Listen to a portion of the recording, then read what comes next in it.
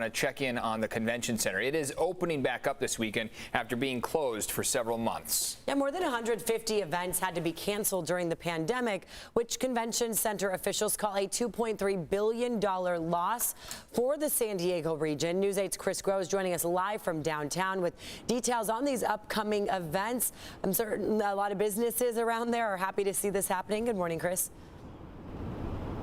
Good morning, guys. And look, we've already got events starting right now. We're talking about light technology, a convention going on. A lot of happiness around the fact that we are going to be seeing shows returning here to the convention center. In fact, we saw that excitement, that happiness on full display, just as, of course, those doors reopened.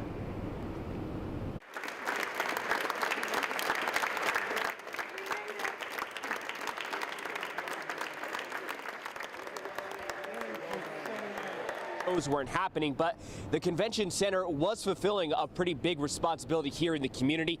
We saw them host and aid homeless San Diegans that were here on the street or unable to socially distance at shelters during really the height of the pandemic.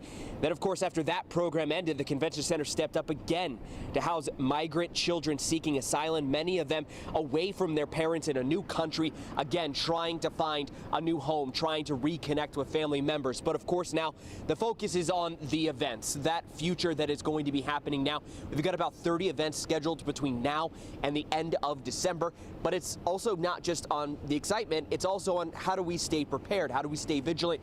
Those are questions that we asked directly to the CEO and president of the convention center, because the big question right now is how do we look forward towards whether or not masks will be needed? How is their preparation going on right now? What is their policy on how to make sure that customers and guests are going to be safe going forward? We brought those questions to the president and CEO, and this was his response. We're going to follow the CDC and the Cal OSHA guidelines as they're established here in California.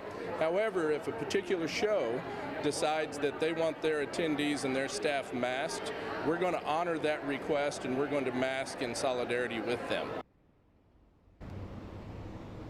And I know a lot of people really sad that we haven't seen Comic-Con in what feels like forever, but as we all know, it is coming back in somewhat of a limited edition in the fall. That is going to take place Thanksgiving weekend. Reporting from the convention center, I'm Chris Groh for News 8.